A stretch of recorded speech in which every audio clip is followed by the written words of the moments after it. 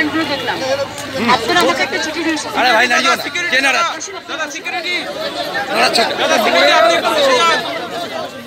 দাদা একটু বসে যান। আমি এতদিন করেছেন আপনারা, আমি আপনাদের কাছে আবেদন করবো যে যদি আপনারা মনে করেন আপনাদের বিশ্বাস থাকে, এমনিতে ধরুন আপনাদের একটা কিছু করলেন ওটি একটা চ্যালেঞ্জ হয়ে গেল, তাদের কিছু লাভ হবে না। এমন কিছু করতে হবে যেটা পলিসি করে করতে হবে। সেই পলিসিটা আপনারা যদি কোড অফ কন্ডাক্ট ভায়োলেশন হয়, আমি পার্থদাকে বলেছিলাম, পার্থদা 5 জনের একটা কমিটি তৈরিও করেছে। আপনাদের একটা জিনিস বুঝতে হবে, যারা অলরেডি পাস করেও বসে আছে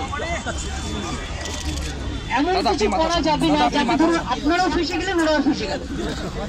আমি পার্থদাকে বলবো এমন করে ওয়ে আউট আপনাদের ডিমান্ডগুলো আপনারা 5 জনের কাছে দিন। এবং যেহেতু মে মাস পর্যন্ত ইলেকশন চলবে, লাস্ট উইক অফ মে, এখন দিন যেহেতু আমি অ্যানাউন্স করে বলবো কোড অফ কন্ডাক্ট ভায়োলেট করেছি, পার্থদাকে আমি যেটা বলবো, after the election result is out, when code of conduct will be over, June মাসের ফার্স্ট উইকে এদের ডেকে নিয়ে কথা বলে দেখুন কিভাবে how to sort it out. আমি চাই যারা মেধায় তালিকায় আছে তারা তাদের সুযোগ থেকে যাতে বঞ্চিত না হয়।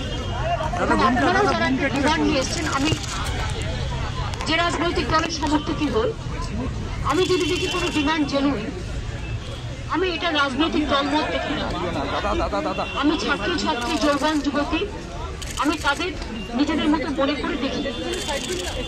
এবং সেই জন্য আপনাদের চিঠিটায় আপনারা আমাকে আবেদন করেছিলেন বলে আমি এসেছি।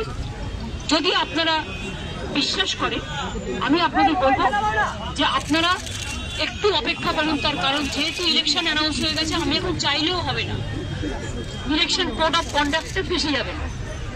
জুন মাসের ফার্স্ট উইকে পার্থদা যে কমিটি করেছে, সেই কমিটির সাথে কথা বলে how to sort it out আমি এটা দেখতে চাই। আপনারাও ভালো থাকুন, অন্যরাও আছে, আপনাদেরও ভবিষ্যৎ সুরক্ষিত হোক, অন্যদেরও হোক, কিন্তু একটা সিস্টেমের মধ্যে হতে হবে। সেই সিস্টেমটা কি, কতগুলো আইনও যা আছে আগেকার, কিছু কিছু আইন দরকার হলে পরিবর্তনও করা যেতে পারে যাতে স্কোপটা বাড়ে।